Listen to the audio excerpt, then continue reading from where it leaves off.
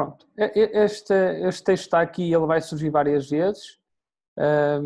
Então a nossa apresentação, ou a apresentação que vou realizar tem este título: Critérios de Construção e Avaliação. É difícil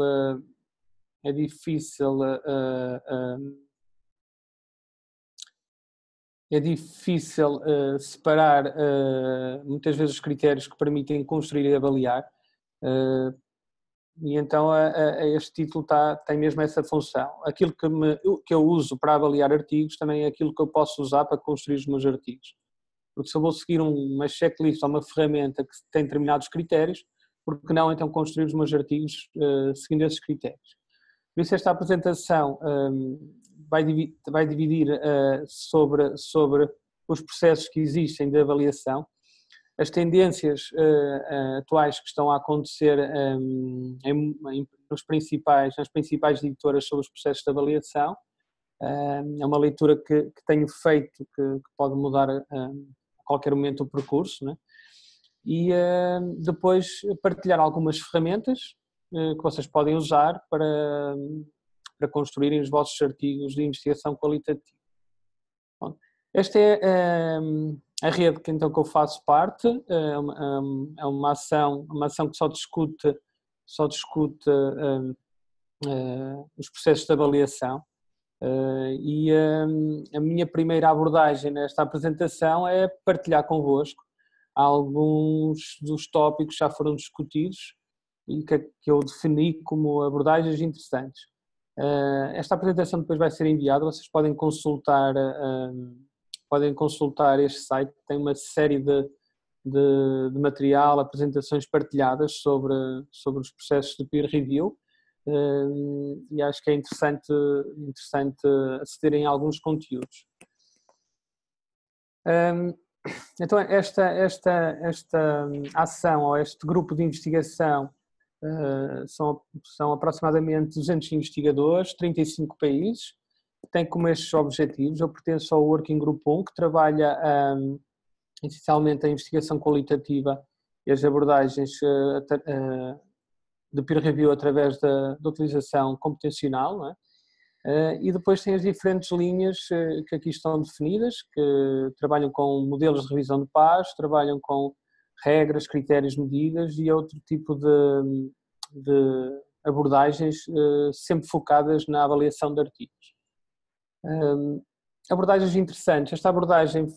Este artigo assisti numa das reuniões em Valência, em Espanha, e é interessante lerem. O título acaba por ser muito apelativo, mas não deixa de ser um artigo rigoroso na forma como apresenta os resultados, não é?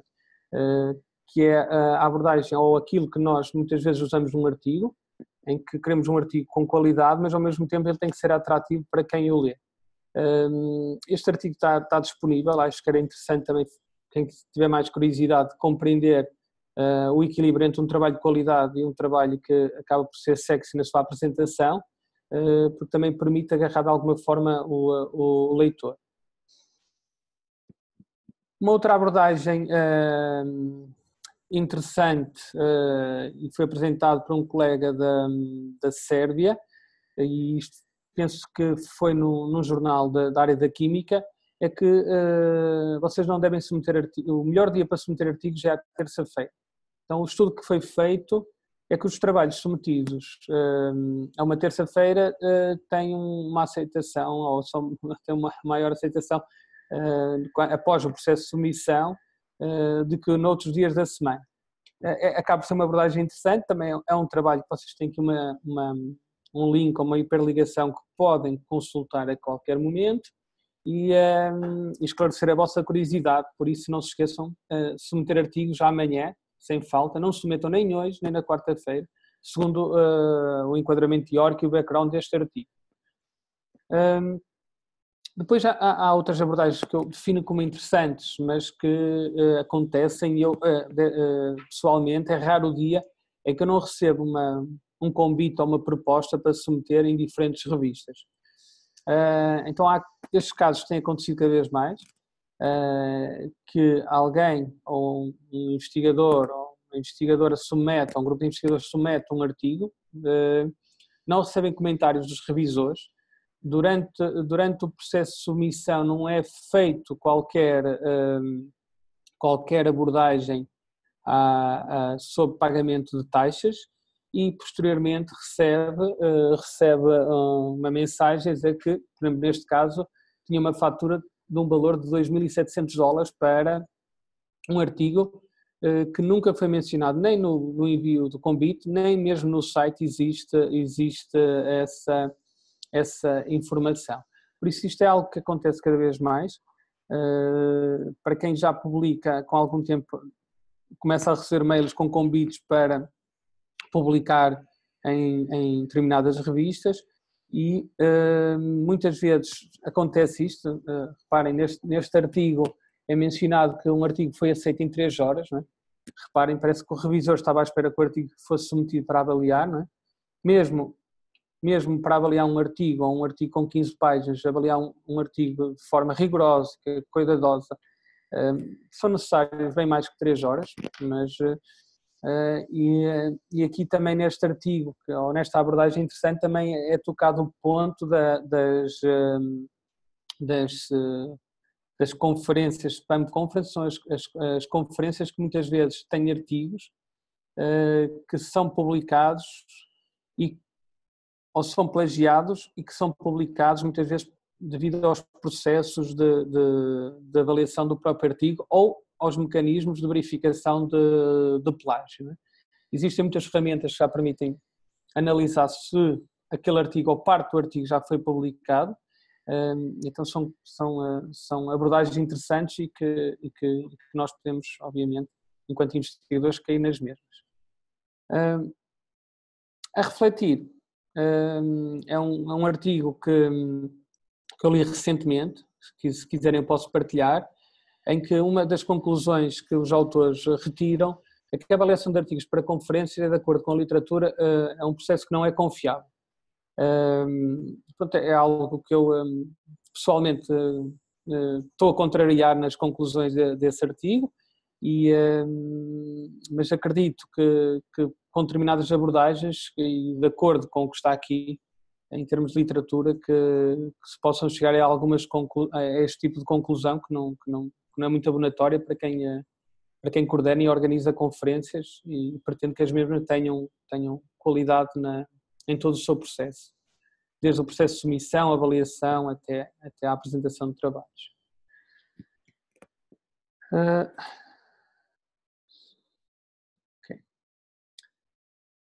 Pronto, os processos de avaliação de artigos existem vários processos. O processo que nós mais usamos em ciências humanas e sociais é o Double Blind Review. Há o Single Blind Review, há o Open Cascade, o Post Peer Review. Eu não sei se estão a par de todas as formas de avaliação. Eu vou fazer uma abordagem muito rápida às mesmas. E depois continuamos para a parte das ferramentas. O Single Blind Review, o nome do autor da instituição é conhecido, ou seja, o revisor, quando avalia, sabe quem são os autores. Então, é um processo que o revisor pode consultar previamente que artigos já foram publicados sobre aquele autor ou fazer algum cruzamento, mas o autor não tem acesso à informação do revisor. Portanto, isto é mais usado na área das ciências, não ciências humanas e sociais, e é um processo de revisão que é usado e que recentemente tive um artigo que foi avaliado neste formato. O Double Blind Review é um dos formatos mais usados, é totalmente fechado, parte do princípio que nem os revisores têm acesso à informação dos autores, porque mesmo no processo ou durante o artigo, se eu tiver uma citação de um artigo meu, eu devo retirar e colocar que foi retirado para processo de revisão duplamente cega, e nem os autores sabem quem são os revisores, nem os revisores sabem quem são os autores. Isto é o processo mais comum e aquele que mais comum na área das ciências sociais. O Open Review, como a próprio nome indica, os nomes dos autores revisores são conhecidos. Não é muito usado, mas as revistas biomédicas usam. Normalmente estas revistas permitem uma discussão entre os autores e os revisores, ou seja, o processo não termina após a avaliação ou feedback do autor. Ou seja, num congresso, normalmente, ou em algumas revistas, eu avalio, dou feedback ao autor, o autor melhora, muitas vezes essas melhorias não são confirmadas ou verificadas. Então nestes processos normalmente há alguma discussão. Eu já era elemento de uma comissão científica de uma revista em que normalmente o processo tinha sempre 3 feedbacks. Eu dava feedback aos autores, os autores enviavam uma tabela se concordavam ou não, quando concordavam alteravam e partilhavam o que é que tinha alterado para eu confirmar, se não discordavam tinham que de alguma forma argumentar com o seu background e com referências porque é que não deveria ser assim. Então esse processo é interessante, só que acaba por ser um processo que se alonga no tempo. Aqui é algo que começa a acontecer, já vos vou partilhar algo que penso que está a ser alargado a muitas revistas e empresas que estão por trás das revistas. Neste caso não é muito comum, eu faço uma avaliação, a revisão de pares é feita após publicação e pode ser anónima e muitas vezes pode ter um feedback de investigadores que não são daquele campo de atuação. O cascading é um sistema que normalmente funciona quando o editor trabalha em parceria com outras revistas. Ou seja, o editor redireciona artigos rejeitados para revistas relacionadas no mesmo campo e é feito isto de forma sucessiva até o artigo poder ser publicado. Obviamente que o artigo é beneficiado muitas vezes aqui pode não haver avaliação do artigo, mas se existe avaliação, há melhoria, então é reencaminhado para outra revista. O tipo de avaliação que eu estava a partilhar, que eu ia falar, e que é algo que já acontece, e isto é um exemplo de repositório eletrónico em que vocês têm um artigo que está em andamento ou que está praticamente concluído e antes de submeter a determinada revista colocam num destes tipos de servidores. Eu penso que a Cielo e outras bibliotecas e mesmo revistas com fator de impacto, Scopus, estão a seguir este caminho, que é o facto dos artigos antes de ser formalmente avaliados serem colocados ou disponíveis para que os autores recebam feedback informal, onde são identificados fragilidades, melhorias a serem realizadas, alterações, em que o autor, posteriormente, fazendo esse pré-print, é realizada a avaliação formal. Este é um exemplo, este link, se vocês usarem, podem ver casos em que de artigos que estão disponíveis, em que vocês também, em alguns casos, podem fazer esse tipo de trabalho. Para quem está registado no ResearchGate, eu penso que é aqui, muitas vezes é solicitado na plataforma que, quando vocês submetem um trabalho, ele pergunta se vocês querem que ele seja feito uma pré-avaliação, porque muitas vezes o sistema não sabe se o artigo já foi avaliado ou não. Então vocês podem submeter, é um trabalho vosso, é a vossa conta do ResearchGate, e solicitar que seja feito então um tipo de avaliação que está designada como pré-print. Por isso, quando ouvirem falar disto, penso que é algo que está com crescimento e que é daqueles pontos que dificilmente voltará atrás em termos de processo de avaliação. Okay. Eu não sei se até aqui estou a falar muito rápido. Está bem assim? Ok. Pronto. Pronto. continuando, pronto, no final da apresentação vamos ter um espaço para perguntas e eu vou continuar, que é mais fácil para controlarmos também o nosso tempo. Se falarmos sobre os processos de avaliação, agora vou fazer uma pequena abordagem a ferramentas de checklist. A maior parte das ferramentas que vos vou apresentar são ferramentas que foram criadas para a área da saúde, mas que facilmente vocês conseguem adaptar para outros campos de aplicação, como a área da educação, ciências sociais, engenharia, o que quiser. São ferramentas que nós definimos como checklists porque vos permite de alguma forma verificar ou construir um artigo tendo por base pressupostos teóricos. Aqui foi um estudo que eu fiz dessas ferramentas usando a própria ferramenta do WebQDA e a partir daqui apresento-vos a primeira ferramenta. O Corec está construído, tem 32 itens. Quando vocês receberem este PowerPoint, vocês têm acesso a uma hiperligação de onde ele está disponível na web. O Corec foi construído a pensar na análise de dados recolhidos de fóruns, de focus grupos e entrevistas, ou seja, duas técnicas das mais utilizadas na área da saúde, e tem 32 critérios. Vou só vos mostrar aqui. Estão a ver aqui, tem aqui a checklist. Vocês têm critérios têm os critérios aqui definidos, tem questões orientadoras ou questões que são guias, tem a estrutura do projeto, tem a análise de resultados, análise de dados e a qualquer momento vocês podem imprimir isto e seguir, se estão a fazer um estudo em que utilizam focus group ou entrevistas, podem adaptar esta grelha para estudos vossos, mesmo que não sejam da área da saúde.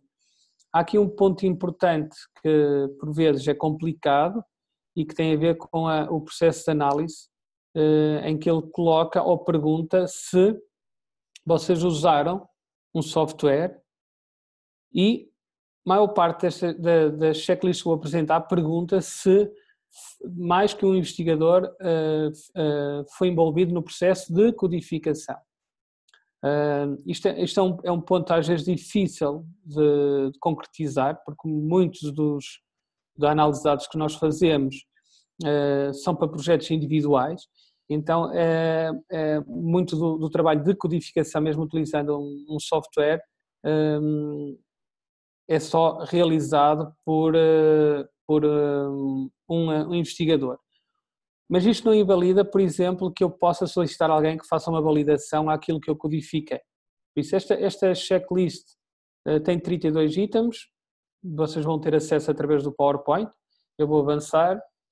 Depois temos aqui outra checklist em 21 itens, está aqui os autores, eu vou-vos mostrar. Ele tem alguns parâmetros, reparem, tem aqui o texto, explica a estrutura da lista, tem a parte desde do título abstrato, a parte de introdução e depois temos aqui, obviamente, uma abordagem grande aos métodos, a parte dos paradigmas, características da investigação, o tipo se é um estudo etnográfico, teoria fundamentada, um estudo de caso, um estudo fenomenológico, e tem aqui, novamente, como tinha o Corec, tem uma estrutura, um item que explica o que é que se pretende aqui dentro de cada um destes itens, ok? Depois os resultados que têm as interpretações, inferências e temas, muitas vezes que podem surgir da leitura flutuante dos dados, ou se o modelo for indutivo, mas também se for indutivo, ou se for um modelo misto de codificação e categorização, também é possível seguir esta estrutura. Depois temos aqui o N-Track, que é mais uma checklist que está dividida em 4 dimensões, eu vou só mostrar rapidamente. E se repararem aqui, ele tem uma estrutura de síntese de resultados, e se vocês chegarem aqui à parte do item 11, vocês têm várias ok.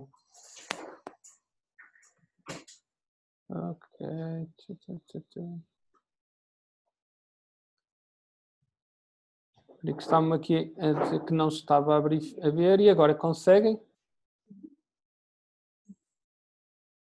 Sónia, consegue ver agora? Sim. Ok. As outras checklists estavam a ser... Não? Ok. Então vou fazer aqui um resumo rápido. Vocês vão ter acesso a isto tudo. Tem aqui o Corec, que tem os itens todos. Ok? Tem 32 itens. Vocês vão ter acesso a isto através do PowerPoint. Depois apresentei este aqui, que tanto o Corec tem questões norteadoras sobre cada item.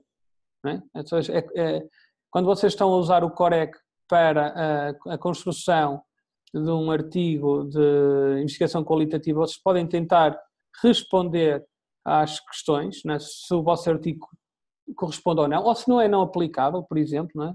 Nós temos que usar as checklists e adaptá-las aos nossos contextos, mas a estrutura que é apresentada ajuda imenso na construção dos artigos. Depois tínhamos este aqui, que é o Standard for Reporting Qualitative Research, que em vez de ter questões norteadoras, apresenta o que é que vocês têm que abordar dentro de cada item. Reparem que o número maior de itens é na questão na parte dos métodos, então vocês têm aqui uma série de pontos. Fala aqui também na saturação e outras abordagens teóricas que por vezes carece de alguma leitura, mas tem as unidades de estudo, processamento, análise de dados, as técnicas, ou seja, é algo que eu posso adaptar e construir. A questão da execução, como é que deve ser estruturada, não é? Muitas vezes nós discutimos e não fazemos a ponte com o enquadramento teórico, então é importante fazer a discussão dos resultados e fazer a ligação com o que foi abordado, muitas vezes aqui na introdução. E depois aqui pontos que são os conflitos de interesse, né, e os resultados finais. A outra lista que estava a mostrar, que é o Intrec, vai beber um pouco às listas anteriores. Reparem, tem aqui o Corec, se olharem para o ponto 11, eu vou ampliar, ele aborda aqui a questão do Corec e o CASP, que ainda vou apresentar agora.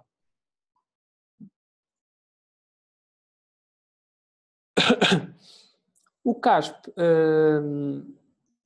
tem o CASP tem mais que duas checklists, mas as checklists que mais interessava mostrar aqui são duas, uma que é orientada para a investigação qualitativa em geral e depois tem uma checklist que está orientada para a revisão sistemática da literatura. Muitos artigos que atualmente são submetidos ao próprio Congresso Ibero-Americano de Investigação Qualitativa são revisões sistemáticas ou revisões integrativas. A revisão sistemática tem um procedimento que tem muitos artigos disponíveis que vocês podem consultar e que de alguma forma correspondem ou cruzam com o que está aqui presente. Então, se vocês seguirem esta checklist, mesmo a revisão integrativa que tem 6 tópicos principais, se vocês seguirem esta checklist, conseguem de alguma forma compreender a estrutura da revisão sistemática de um artigo. Por isso esta checklist está aqui, são textos fáceis de traduzir para quem quiser usar diretamente em português, e tanto esta como esta aqui é constituída por 10 itens, que depois dentro de cada um dos itens tem o que é que vocês devem ter em consideração, não é? Os objetivos de investigação, porque é que é então importante, qual é a relevância, aqui se a metodologia é apropriada, depois tem aqui as questões norteadoras, que vos permite de alguma forma reajustar ou ajustar o vosso artigo seguindo estes tópicos. Por fim, temos o Instituto Joanna Briggs, que este manual é de 2014, mas se vocês fizerem uma pesquisa, apesar de não ter muitas diferenças, já existe um manual mais recente e tudo que está aqui está orientado para revisão sistemática. Okay? Por isso, se vocês quiserem consultar, também vão ter acesso a isto. E tem aqui nada mais do que 195 páginas de abordagens, em que depois também faz abordagens às outras checklists, em que vocês podem, obviamente a partir daqui, verificar. Reparem aqui, revisão sistemática com dados e síntese de dados qualitativos, por isso podem consultar este documento, que é bem interessante. Eu sei que a Escola de Enfermagem da Universidade de São Paulo tem uma parceria com este instituto e tem alguns investigadores que trabalham diretamente com este instituto, que é australiano. Por isso, também se houver de vosso interesse, posso pôr em contato com algumas pessoas da Escola de Enfermagem para tentar obter informações sobre isto. Paralelamente, nós vamos tentar organizar um webinar com alguém da Escola Superior de Enfermagem da Universidade de São Paulo para trabalhar só estas questões da revisão sistemática da literatura. Ok. Continuando, estão a ver o PowerPoint? Ok. Sim. Pronto. Então nós temos aqui aquilo que estou a apresentar, é a síntese, validar os resultados de revisão, resultados, alcances de resultados, e depois temos aqui que é uma checklist para o trabalho mais geral em termos de uma abordagem qualitativa, que trabalha mais questões preliminares e cuidados que vocês têm que ter quando forem construir o vosso artigo. Avançando. Então, os critérios de construção e avaliação de artigos de investigação qualitativa. A checklist que vou apresentar, uma checklist que foi construída para melhorar o processo de avaliação do Congresso Ibero-Americano de Investigação Qualitativa e a atual conferência, a World Conference on Qualitative Research. Foi sempre nossa preocupação a melhoria destes processos.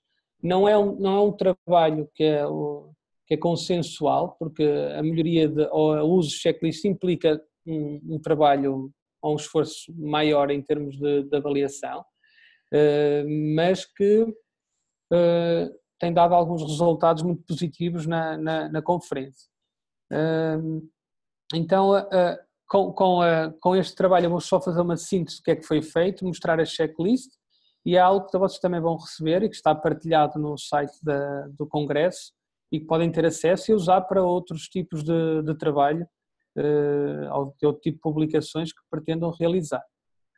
A melhoria de processo surgiu porque o Congresso Ibero-Americano, quando ele iniciou a primeira edição em Aveiro, começamos a trabalhar com uma revista enquanto parceira para publicar versões estendidas ou os artigos originais provenientes do Congresso. Em 2014 tínhamos em Badajoz 6 revistas e para verem o percurso, atualmente no Congresso ano passado nós temos parcerias com mais de 30 revistas, sendo que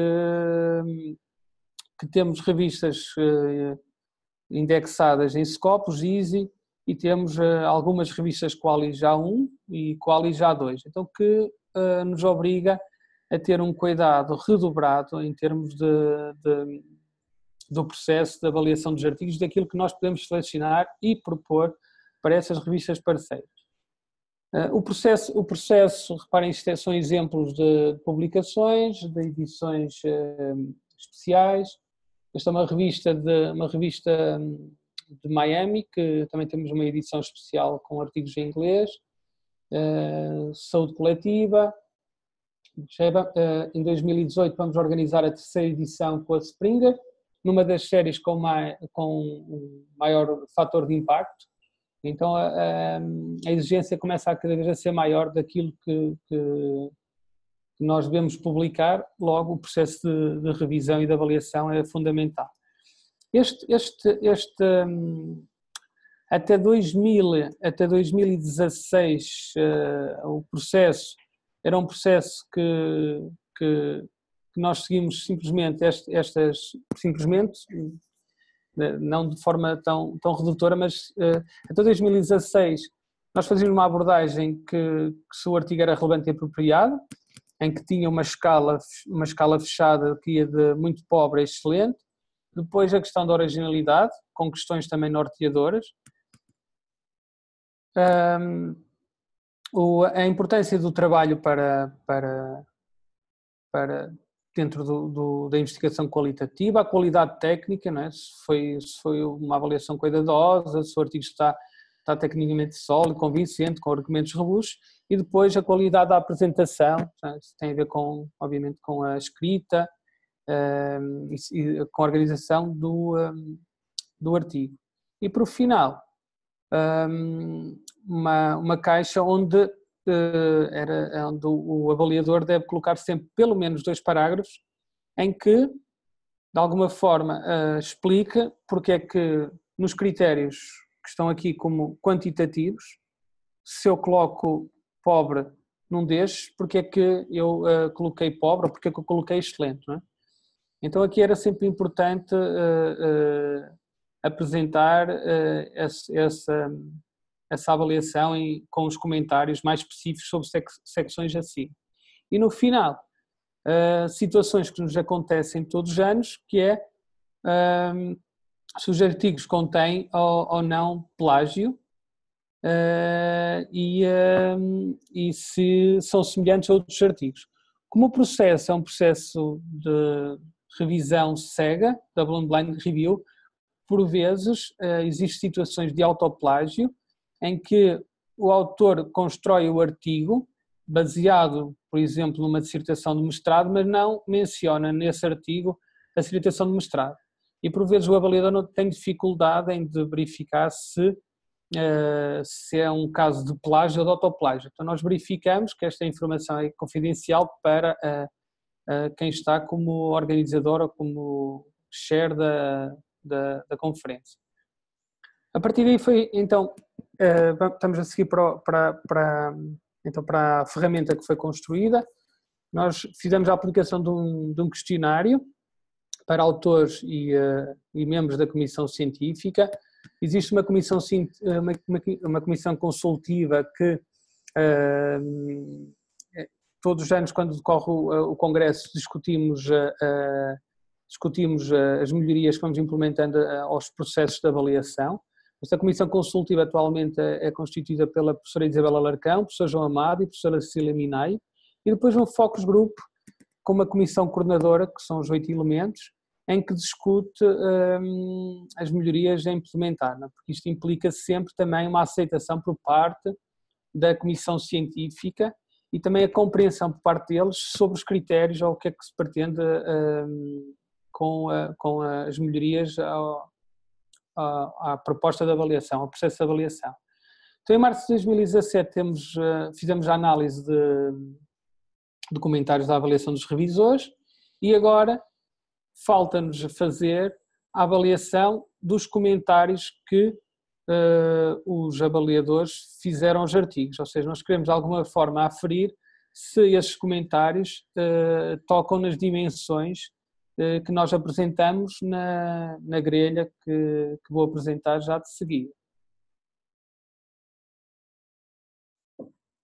Por isso, rapidamente, isto foi o inquérito que nós aplicamos. Nós, neste primeiro inquérito, o que nós pretendíamos era ter sugestões sobre os processos de avaliação e as motivações. Ou seja, o que é que motiva um autor ou um elemento da comissão científica enquanto só elemento da comissão ou elemento da comissão e autor, porque há muitos desses casos, né, em que ele é autor e elemento.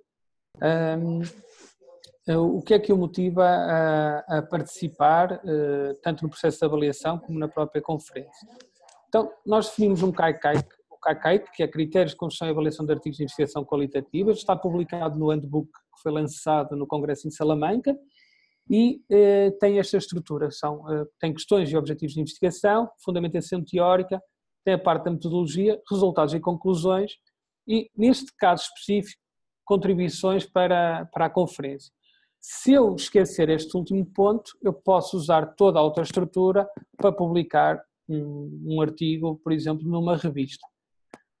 Esta ferramenta foi construída tendo por base a análise daquelas ferramentas que eu apresentei anteriormente, o Corec, o Entrec e as outras, a análise de dados que vão sendo recolhidas e atualmente estamos num processo de melhorar algumas dimensões, não de forma profunda, mas pequenos aspectos que por vezes têm uma leitura mais ambígua. Por isso, só para vos mostrar aqui,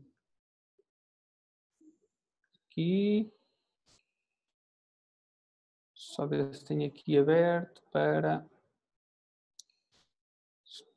Ok, só um segundo, só para abrir aqui.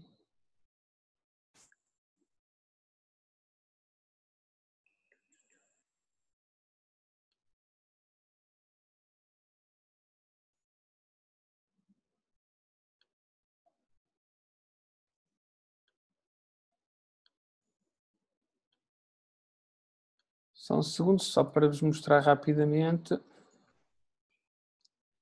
o Kaká aqui. Ok. Não sei se vocês estão a ver. Conseguem ver? Sim, ok. Pronto, esta estrutura é uma estrutura que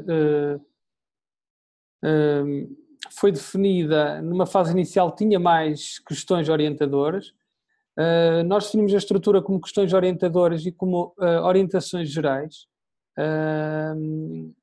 A parte de estruturação é que nós fazemos esta pergunta objetiva, vocês podem utilizar se existe inclusão de questões relacionadas com as temáticas, aqui se não for de congresso pode ser de uma revista, pode ser outro tipo de publicação, e depois as orientações gerais. Há pontos aqui que nós estamos a melhorar e que criaram algumas dúvidas na própria comissão científica, por exemplo, quantos autores internacionais são citados como base do trabalho. Ou seja, os autores internacionais não quer dizer que não possam ser autores do nosso próprio país, não é? Porque se eu sou português, posso partir do princípio que um autor internacional é um autor que tem muitas publicações de âmbito internacional e em revistas que valorizem, obviamente, o vosso trabalho. Por isso, esta estrutura tem uma abordagem mais... tem um ponto mais forte aqui nas quatro... na parte da metodologia e aproveitamos aqui um ponto que já falei há pouco, que é qual o processo e o número de investigadores envolvidos na codificação. Acho que é sempre importante fazer um enquadramento e explicar se existem mais do que um investigador. Mesmo que o investigador não seja um trabalho colaborativo de investigação, em que eu codifico os mesmos dados com outro investigador, pode ser um processo de validação, não é?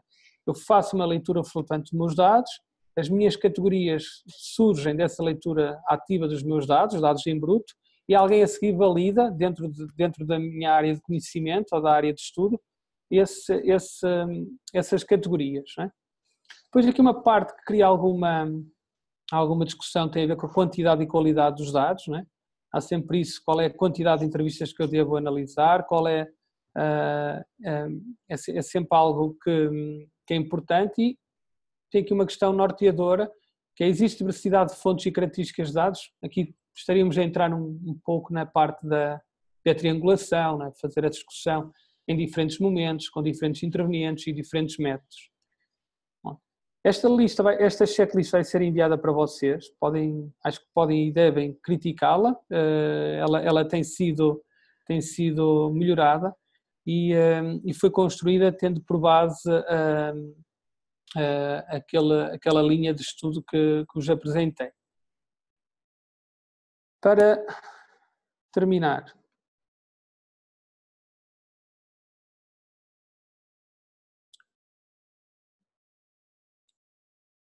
ok, penso que os modelos ajudam tanto os autores durante o processo dos artigos como os avaliadores para a avaliação dos mesmos.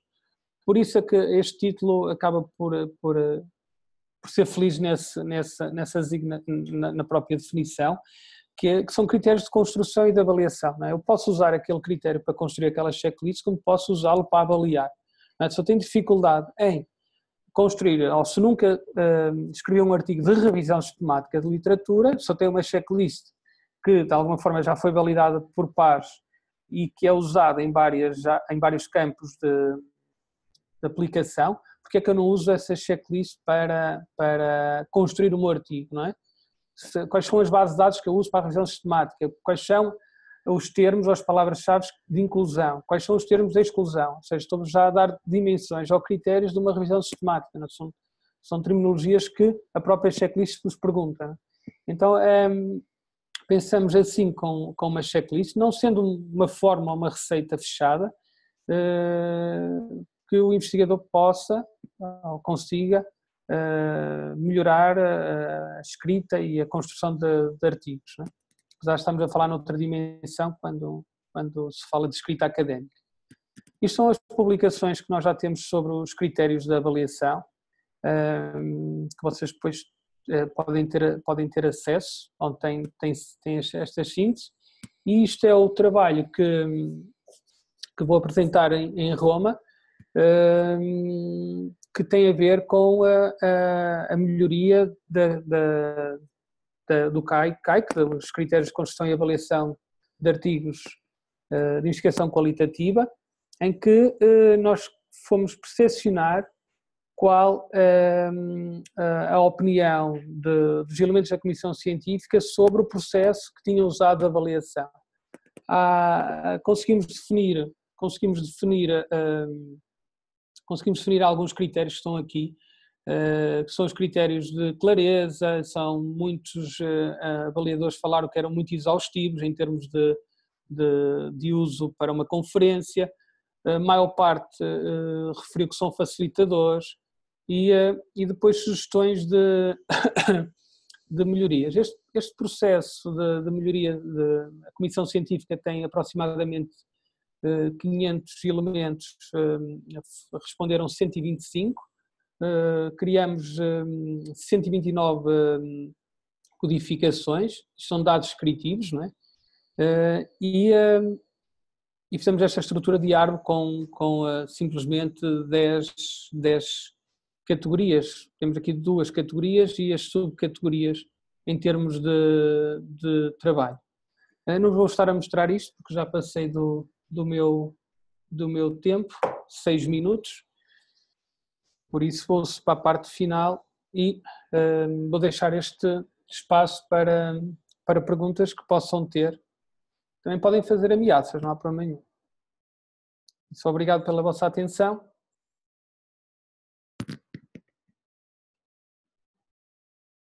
Se querem, fazem as perguntas através do chat ou se pretendem, ou se é mais fácil, não sei, vou perguntar à Sónia se é mais fácil abrir o áudio para quem quiser fazer alguma questão. Pronto. Se quiserem fazer oralmente algum comentário.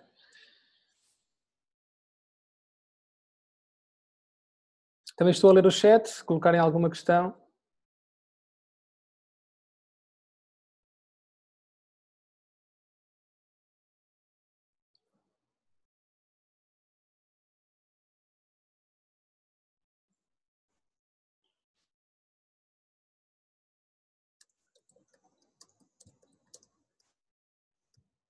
Estou a ser simpáticos, não me querem fazer perguntas.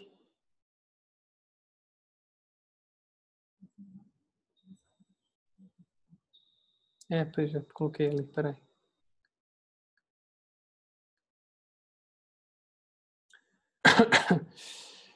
Sim, vocês vão ter acesso aos slides e ao vídeo.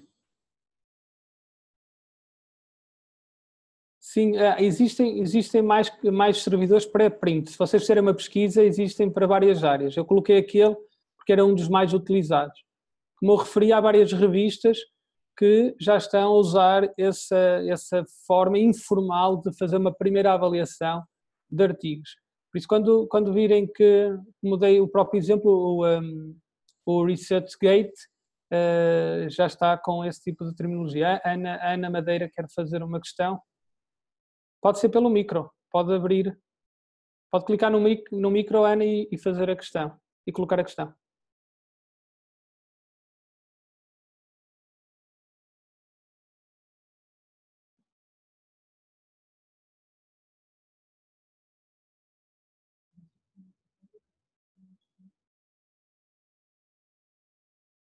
Ana?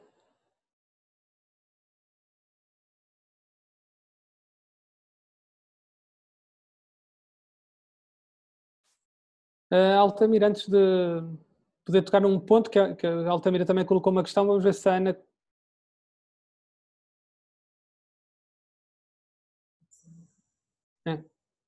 Ana, entretanto, eu vou só tocar no...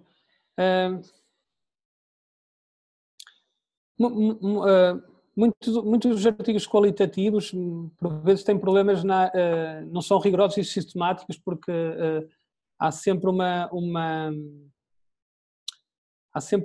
percepção de que são demasiado subjetivos. Por isso é que um artigo qualitativo é muito importante explicar todo o processo. Por exemplo, eu conheço muitos artigos, eu já vi muitos artigos, por exemplo, vocês têm uma análise que envolvem categorias, ou dependendo da área pode ter outra definição, pode ser construtos, não é? E muitas vezes você não tem uma percepção quais foram as categorias usadas, qual é a definição daquela categoria, não é? Eu, enquanto leitor, se vier a ler um artigo da minha área, eu gosto de compreender qual é o background teórico do investigador para aquela categoria e para eu próprio, quando vou analisar os resultados, poder ter um ar mais crítico sobre aquilo que está naquela categoria. Então ainda há muito essa percepção por algumas revistas que os artigos qualitativos não são rigorosos, mas muitas vezes não são rigorosos porque o próprio artigo, ou essa falsa percepção, porque o artigo muitas vezes tem lacunas em que não explica o processo. Então, se eu tenho cuidado de explicar o processo, o número de participantes, o background teórico, a contextualização em que ocorreu aquele estudo, não é? Porque num estudo qualitativo muitas vezes não se usa muito o termo replicar, então eu transfiro um estudo que foi realizado num contexto para outro contexto, então eu tenho que explicar o contexto, não é? Se alguém estiver a ler um artigo na Austrália, eu tenho que explicar em que contexto é que aquilo aconteceu, porque eu não conheço, então não tenho uma percepção exata de porque é que é daquela forma e não por outro caminho. Então há muito essa percepção que, muito também por culpa muitas vezes do investigador qualitativo, que não é rigoroso na parte de explicar o método. O próprio Congresso Ibero-Americano, no ano passado, começou a exigir que 1/3 dos artigos deveriam ser focados só para apresentar a parte metodológica do artigo. Ou seja, se eu tenho um artigo de 10 páginas, 3, 4 páginas deveriam ser para explicar o método. Há artigos que têm meia página em que explicam o método. Há artigos que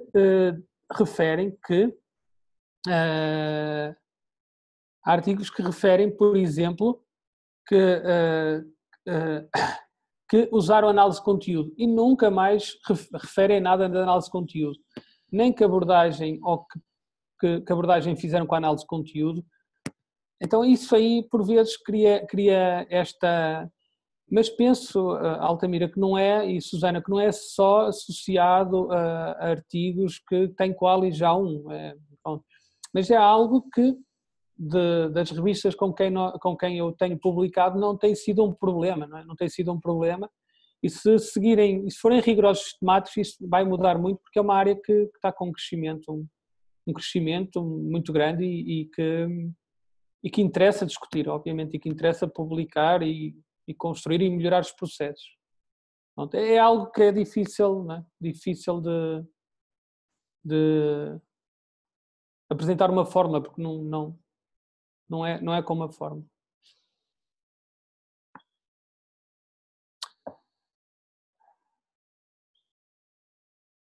Ok. Porque não transformar as orientações gerais numa lista fechada que se pudesse assinalar a sua presença ou ausência? Faz sentido esta questão ou nem por isso? Há muitas situações que não é nem aplicável, não é? Então as orientações gerais são aquelas, mas podemos acrescentar mais. Então aquilo é mais uma dica ou uma ajuda para o investigador tentar compreender a abordagem. Mas há situações que há situações que nem é aplicável. Por exemplo, se eu tiver um artigo que seja de iniciação, há partes ali que não são aplicáveis. Por exemplo, a discussão de resultados. Sim, eu posso não ter ainda a discussão de resultados, mas posso apresentar como é que eu vou analisar os resultados. Então, aí quem avalia o artigo tem que ter essa percepção de que artigo é que está a ver. No caso do Congresso, há muitos artigos que têm que ser revistos em termos de avaliação, porque por vezes não há uma percepção logo direta se é o artigo um artigo de iniciação ou será um artigo já com dados concluídos e analisados.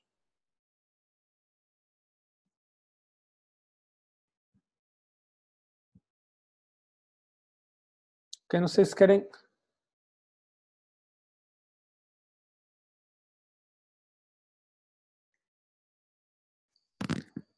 Não sei se querem colocar mais alguma questão, ou se podemos dar como...